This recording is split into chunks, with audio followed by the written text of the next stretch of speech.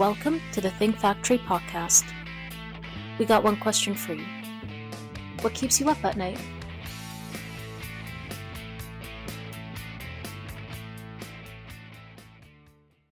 I'm your host today, Chris Santamassimo from OGC Solutions, and I'm really excited to be sitting with Katie Jasmin.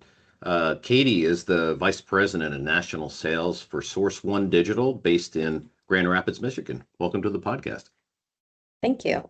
I appreciate the opportunity to speak with you and I'd to love to your have audience.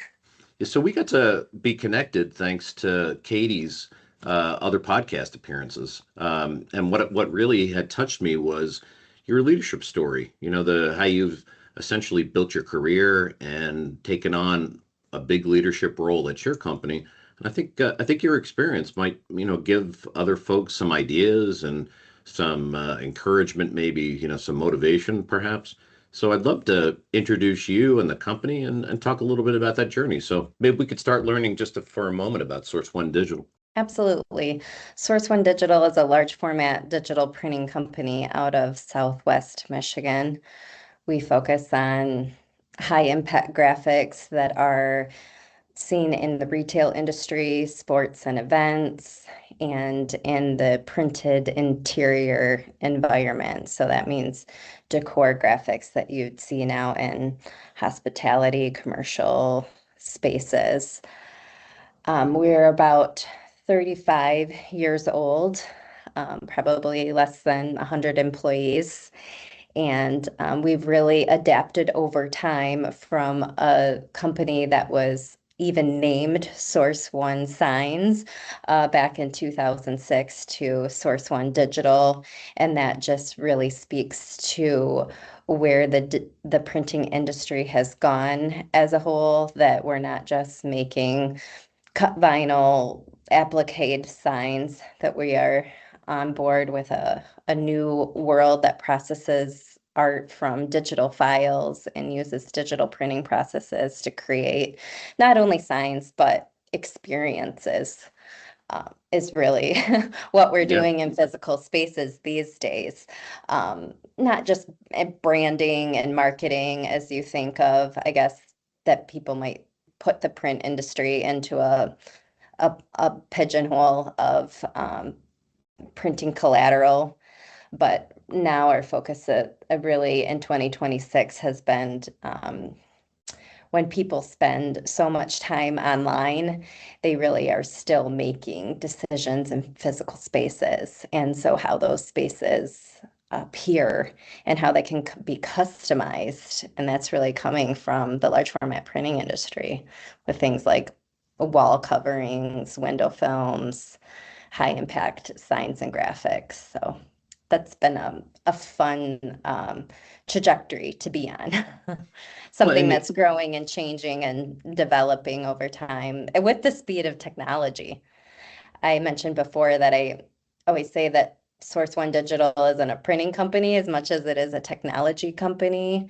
And I know you're familiar with this background, that the printing presses themselves are like your smartphone. So they're updating and outdating fairly quickly, within a 5-year time span. So back in the day, especially commercial offset printing, you would have this equipment for 10, 20 years on your floor, and now it's turning over very quickly. And what that means is that not only do the operators need to be on board with the technology and the pre-press designers, but from a sales perspective, we have to as well explain things, why we don't really have to talk about UV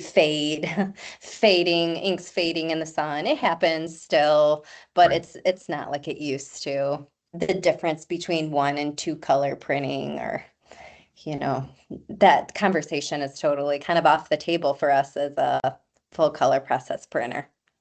We can print black and white, the rainbow, photographic.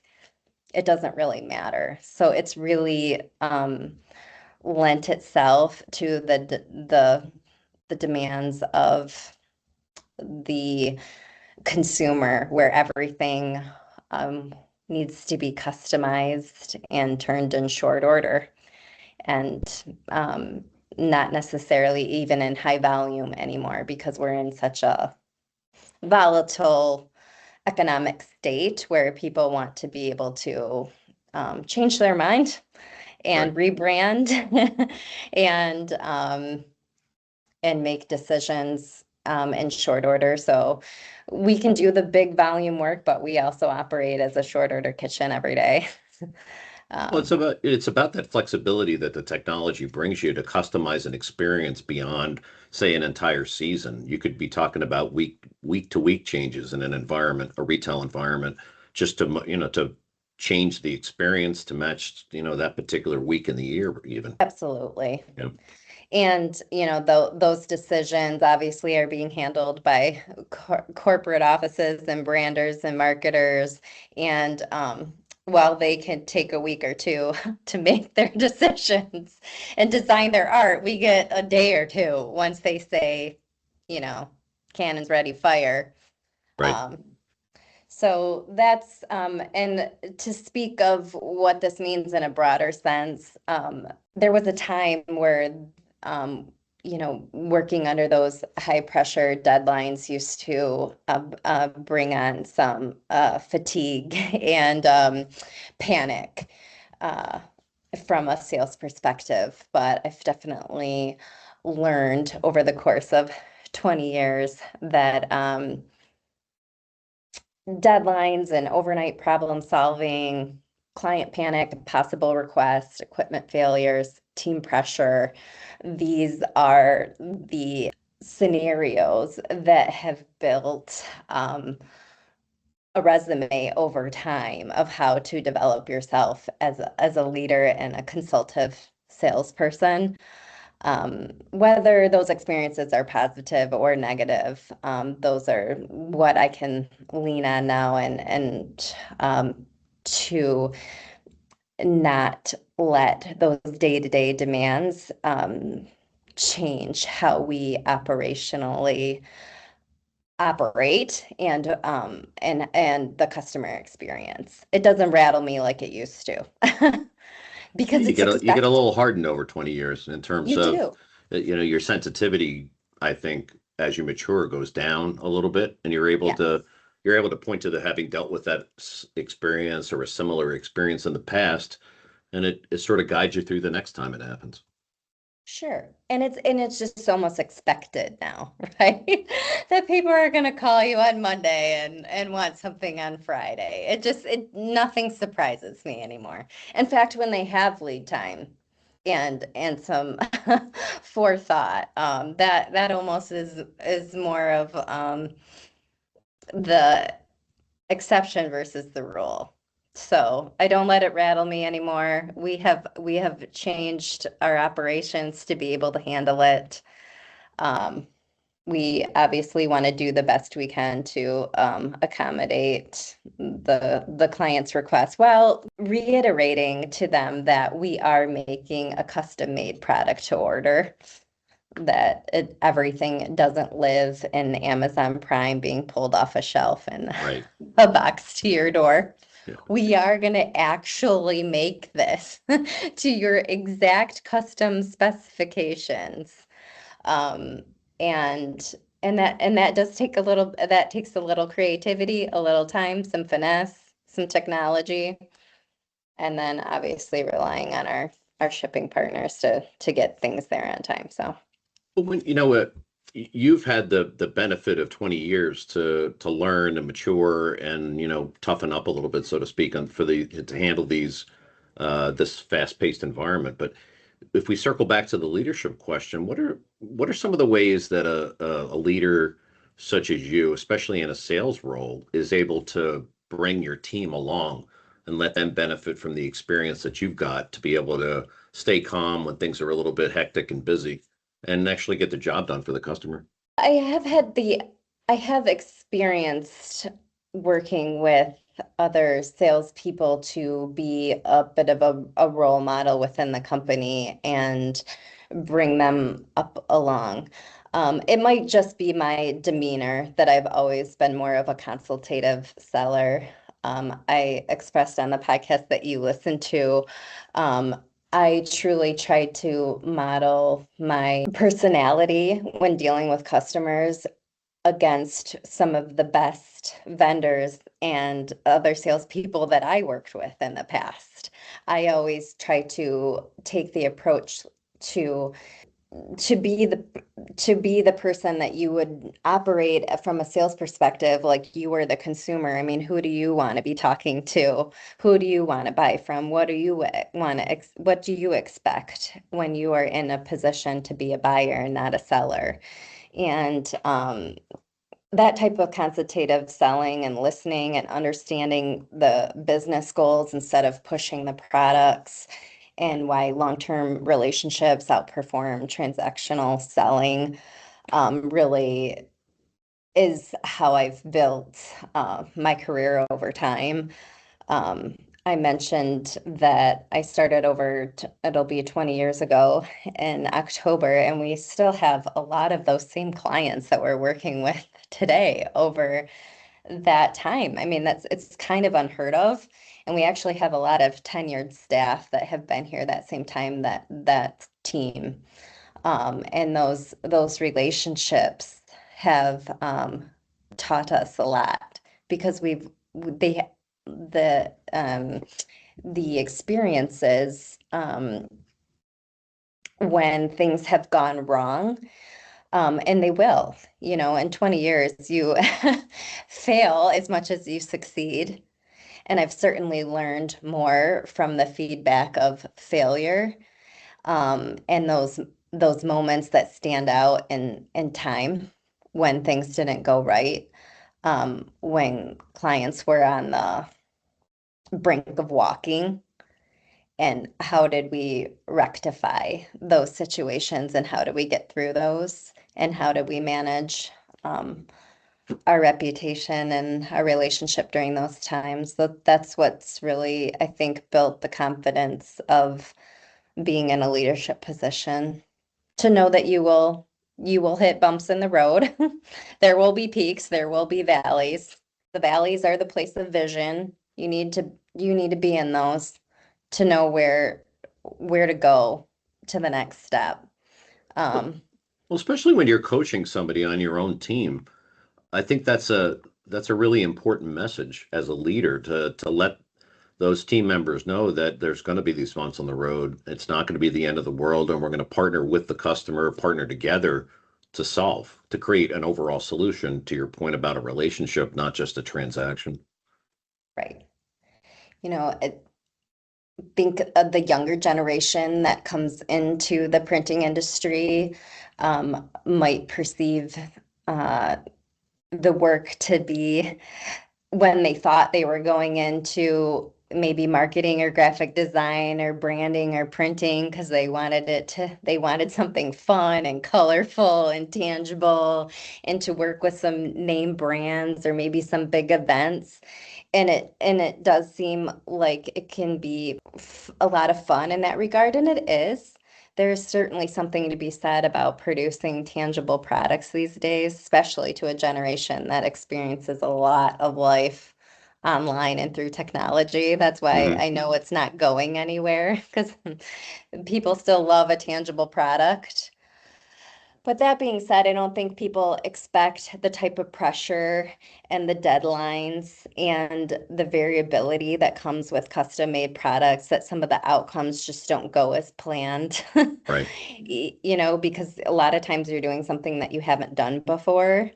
And so how do you handle those conversations with a client, when you are the expert, in the as the expert vendor in the print industry, and you have to tell them that we uncovered an issue while printing this that we haven't seen before. But I approach those conversations much the way I would approach my a manager or my boss or the owner of the company. There was a time when operating more as a sales manager here, where I would have direct reports that would come to me for weekly reviews and quota checks and all those types of things. And I was really surprised at how some salespeople approach their managers with their problems to say, solve this for me, instead of where I'm going with this is with the client conversation. Instead of presenting the problem, here's what we know, here's what happened, here's my proposed solution of how we're going to handle it. Do you approve or disapprove of this, proposed solution? And maybe you have an A, B, or C. So not necessarily walking into these situations apologetically. A lot of, I feel like younger, inexperienced salespeople, their first response when they're in a challenging situation is to apologize and take onus and responsibility and start backpedaling or make overpromise, underdeliver that how they're going to correct the situation instead of pausing, hearing the client out, maybe whether it's a complaint or something that didn't go right, taking in that scenario, taking a couple steps back. How did we get to this point? How are we going to correct it from here? And how are we going to mitigate the outcome to end in a positive direction? And if you can do that, if you can take the problem and turn it into a solution, and get through those tough conversations with your client, those are really how you establish really long-term clients that are going to come back to you. Nobody necessarily remembers the cheapest vendor, particularly in the printing industry. They remember the vendor that solved their problems for them. Especially with, I think the printing industry or the retail industry, no matter what industry you go to, everybody's doing more or forced to do more with fewer people. So the last thing you do, and this is a great leadership lesson, I think that you just said, is that you can't make your problem the customer's problem. Solving it before being a solution provider and not just a transactional person, worried about the next transaction, but rather worried about the relationship. And what are you going to do to further that relationship is probably one of the best lessons that somebody needs to learn. Focusing on putting yourself in the shoes of the customer. What would you want? What kind of solution would you want to get to fix a problem? Right. Absolutely. And I think how you're able to communicate really matters more than your actual talent or knowledge in the industry. Not very many people come into the printing industry with a ton of technical knowledge, or at least not in the marketplace that we're in. And especially because the technology is changing so quickly. So even if they have been in the industry for a while or worked for another company, they might not be working with the technology or software or whatnot that we are doing, internally today. So the way you communicate is more important than your actual talent or knowledge. How you can actually be reliable and accountable really creates your next opportunity. And to be successful from a sales perspective too, you have to really learn how your business actually makes money and to understand the operational side, not just the marketing side. So you do need to eventually pull up your bootstraps and get deep into product knowledge to be more of a consultant, and be curious about the customer's business as well. And that curiosity about your own company and the curiosity about your client's company and operation is really what compounds over time, where you're going to start moving the needle because you're going to start seeing success that way. I think you packed about 5 lessons into just a couple of sentences. But at the end of the day, you're doing business and your customer's doing business. And if you can understand how you each do it and appreciate it, and your solutions are directed in that direction, that's a recipe for success in terms of a mutual relationship that works, right? Right. So, what would you tell a new entrant in not only your industry but just in general? Somebody that's uh, fresh out of school and they're interested in a sales career, and being a consultative salesperson like you are. What are some of the things, in addition to what you've already said about being curious and understanding the business? What would you recommend that new entrant into the business do to become successful, and how would you lead them? It's not to say that, the learning the business obviously is probably job one. But I think a lot of, especially younger folks have a hard time figuring out, how do I make relationships, and, how do I meet people? Maybe they're really used to an electronic type of communication, but they're not forming relationships. They're just having connections. How do you turn those kind of sterile connections into a universe of people that you could do business with?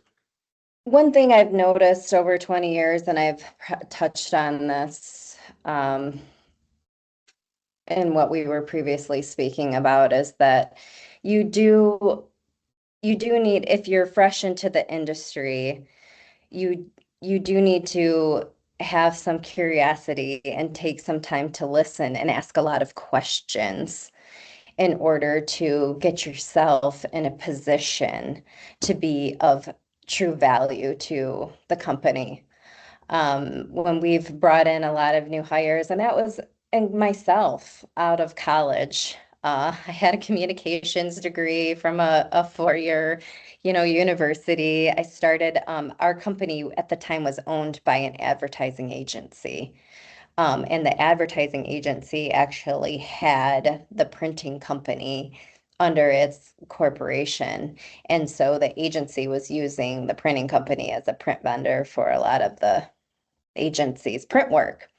And so I was actually hired in as a project coordinator for an advertising agency. Hmm. And that being said, I was not just working with clients on their printing, mailing, signage, catalogs back then. We were also putting up billboards and running radio and booking TV spots. And my position was actually to reach out to all those media relations and print vendors and collect cost estimates that would eventually go into what they called a media plan. And so I had to ask a lot of questions. And you can do that with taking a deep breath and not putting your ego on the line. Not saying I don't know anything about this, or I don't feel confident in this position. You can lean in to all of those people that have been in the industry and in their roles, and really just ask them about what their experiences are, and how they're getting to the answer that they're getting to. So that way you can kind of build up your confidence by learning from them without necessarily have them just sitting there giving you a playbook or training you. Whenever I've trained people within our company, I don't tell them just what to do. I tell them what to do, how to do it, and why we're doing it. And at the time, it can feel like it takes a lot of time.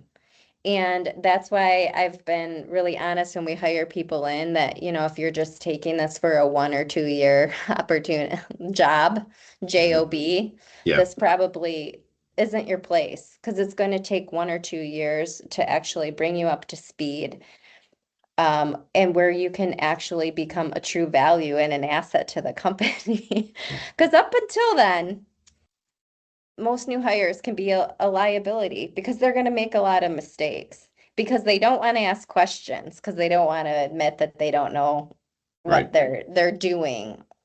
And if they're not asking a lot of questions, like I said, then you're making a lot of mistakes or you're making a lot of assumptions. And we all know what assumptions, Yeah, what they they're going say to bite you. about assumptions, Yeah, exactly. especially in custom made product, because you really need to get good at getting on the same page about managing the expected outcome because we don't always have time to make a prototype. We can give you an electronic proof in printing, like instantaneously show you something digitally, but we're showing you something on a flat 2D screen and we're making, a three-dimensional product. So if you don't have time to go through that prototype or test print stage where they're going to actually get a the piece before they get the production run, before they get 1,000, then you have to be really good at managing expectations through that communication. And I think I'm getting long-winded in my answer here about how do you teach a newbie how to make connections. And the short answer to that question is to get them to ask questions. Get them Right. in front of a client and get them asking questions. When they're with a press operator, get them asking questions. When they're with the graphic designer, get them asking questions and get them learning. And then they'll build their confidence. But it's But not also just give them the answer and not solve the right. problem for them, because that is the way that, just as you enable your children, you enable your team members to become less valuable when you're doing the thinking for them. Right. So I don't think for other people. If they ask me a question, I'm happy to give them the answer, but we're going to take a minute and go through the process of how I got there. And that eventually should eliminate more questions in the future because they'll be able to go through that thought process on their own. Yeah, but I think one of the concepts I think you talked about is investing in people, investing in your team members is where it all starts. And you're encouraging those new folks to get into the weeds, to learn the business, to learn how other people do business, and maybe create their own path based on a couple of years of foundational knowledge. So that says a lot for the company, I think, too, that you're willing to make that kind of investment and allow people to learn through error sometimes, but also imparting a lot of knowledge from experienced people. Yeah, and something I heard the other day regarding how that proves your own value in a company, or how do you become more qualified to do uh, another job or to be promoted or to take the next rung in the ladder in your company is, and I had to say this to a young rep here one time, it's not that you don't deserve it, it's that you haven't earned it yet. So you're qualified for the job that you're doing. Mm. If you want the next job, then you need to show and express what else you're willing to do to be qualified for that next level. So you're only going to be compensated and qualified for the level of, the work that you're doing for the job that you have. If you want to model a career like I've had, I've always tried to take on projects within the company or different initiatives or make suggestions and put in that work, whether it is onboarding and training people or bringing a product brand to launch or um, coming up with another idea of a way we could market or get in. Like for me recently, over the last year, I focused on some trade publication marketing, podcasts, social media, those type of initiatives. But instead of waiting, for someone to put that on my plate, I went ahead and just took that on. Yeah, you seize it, right? Yeah. And truly, I mean, no one, like any good leader and owner of a company, I mean, that's what they want their team, to be rocking and rolling and coming up with ideas and, and just ask for forgiveness instead of permission sometimes. Like look at this video, we came up with this video, here's what I got. Yeah. It's done. Take a look at it, yay or nay. Not like, do I have, can I go about this that way? I mean, leaders, your presidents, your CEOs, your C-suite executives, they want to bring up people who show that they have, the chutzpah, the initiative, um, the capacity, and the capability to bring to the job more than what they ask for, that they're being compensated for, and Right. that's how you grow without even trying or asking. I've never asked to be promoted or for a raise or anything like that. And I mentioned Mm. in my last, or where you heard the podcast where I said I've 20 times, my revenue production over the course of 20 years. And that's just been from the compound interest of putting in those small wins on a daily basis and those small gains, and watching it and sticking with it so that the snowball snowballs.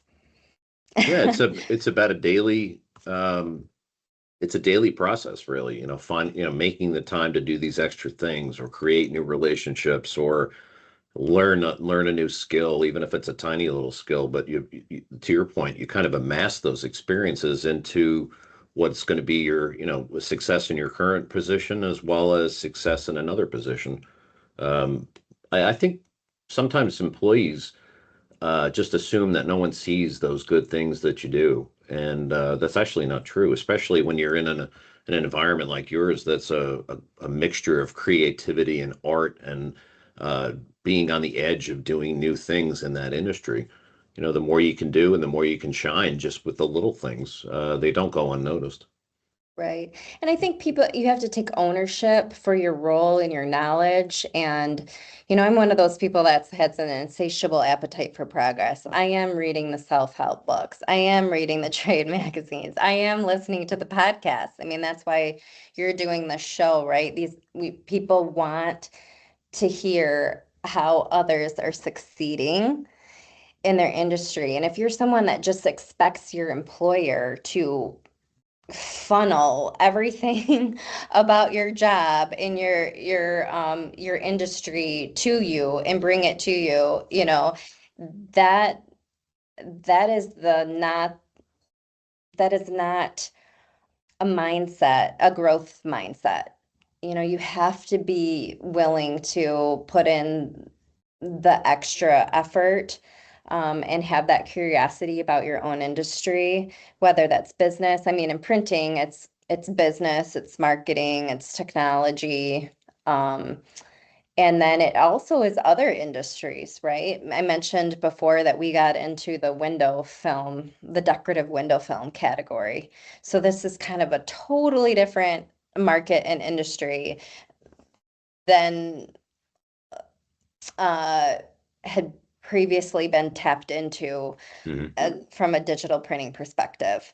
Digital printers would put vinyl on glass for promotional marketing, window perf or static clings or stickers that were for short-term or long-term branding use. But this has been more so as we're working with an architectural grade window film that's going to decorate glass as real estate, in all these commercial settings where the cubicle walls came down and the drywall came down and everybody went to the glass conference room spaces and glass walls, and glass is sustainable from a construction standpoint, an eco standpoint.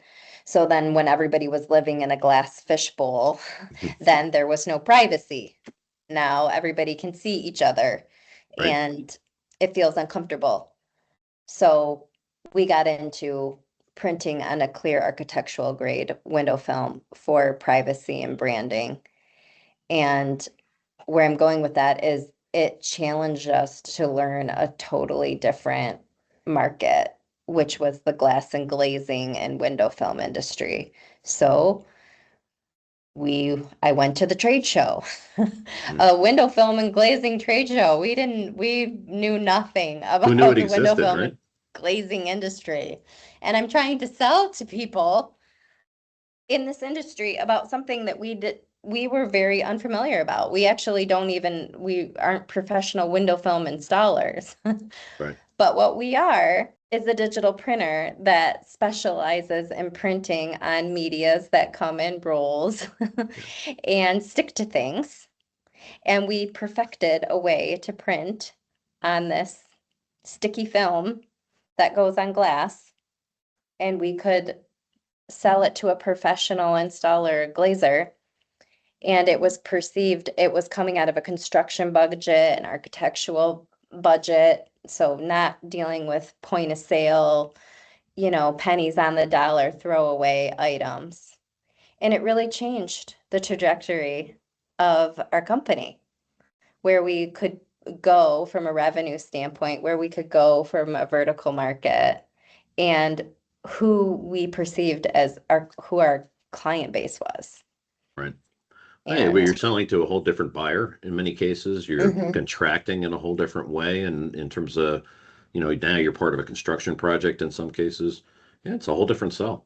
And but if you're going to move forward, to your point, you got to seize the opportunities or look for these opportunities, whether they're vertical, horizontal, doesn't matter, but new places to grow and create revenue. And I had to start subscribing to the window film magazines, reading what they read about, joining their Facebook groups. What are they talking about? What's important to them? Right. So, because if you come at them speaking your printing technical language, and this is another, I think, good learning point, that I wanted to kind of touch on, especially from the printing industry, but I think it crosses other industries as well, is that, while the technology has changed and our language and the way that we can talk about it from a real high tech, high macro level conversation, customer behavior hasn't changed that much. And, media has changed and how we email and social media and even these podcasts.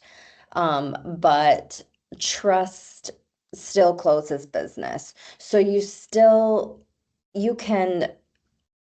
the way you respond to their needs and speak their language is more important than how polished or technical or expertise that you sound. And one way to really break down those barriers, especially when we were crossing into this window film industry, was we really needed to simplify and demystify the printing process to that industry, because they didn't know anything about it and they didn't trust it. And they didn't want to put their own reputation on the line in their local marketplace, putting up stuff that they didn't know how it was made. Right. So we really had to learn how to speak their language and provide clarity, not complexity, and teach them how to reduce risk so that they would want to continue to buy with us and feel comfortable reselling a product. And that doesn't come from over speaking or making it over technically hard. Where we were having the conversation about what do young people do, and I said at first they don't know anything, and then they learn, and then maybe they want to prove how much they know. So they start speaking and emailing clients in this highly technical internal printing vernacular. And sometimes I hear some of our sales teams or we see their emails and I want to slap their hand. Like, you don't want to, that's how we talk internally. Those will be printing vernacular words that we would use. But you don't necessarily want to try to intimidate your client or prove how smart you are. That just makes them feel uncomfortable. It's confusing, makes them feel uncomfortable, it lowers their confidence. That's not going to build trust and close the sale. So you do need to know who you're talking to. Now, I sell to a lot of other printers. I mean, my business portfolio, my book of business right now is still over 50% selling to other printing companies who are reselling. I always say I love to sell drugs to doctors Right. because we speak the same language and they come back because they're writing scripts all the time because they're a printer. So those are my favorite clients to do business with because they're repeat and we speak the same language. And I know the language that we can speak together. But when you are trying to cross into other markets or work with another client, you really need to remember that people buy from people they trust. And to get someone to trust you to speak over technically or above them to try to make yourself to try to pump up yourself and make yourself seem more of an expert that they'd be willing to buy from, it can actually backfire, I feel like. I think so too. Part of our jobs, my job and yours, is to sometimes translate pretty difficult topics into language that people in other industries can understand. But you made a great point, is that you need to speak the same language as your clients to be able to serve them well. And circling right back to the beginning of our conversation, to be a solutions provider and have a relationship with people. It's all about how you communicate. It's all about what you communicate, and creating that level of trust and comfort at the end of the day. Mhm. Well, Katie, I have to say that was a fantastic way to sum up a really great conversation. You did a great job not only sharing concepts, but really in a relatively short amount of time, putting together just a lot of great suggestions for not only new entrants to the market and the business, but also experienced people who want to be successful and grow. So thank you so much for sharing your experiences. It's been great. Thank you. I appreciate having the conversation. No, I really enjoyed it. Just to sum up, this has been Katie Jasmine, who's the Vice President of National Sales for Source One Digital. And I'm Chris Santamassimo, today's host of the Think Factory podcast. Thanks for joining, and we'll see you next time.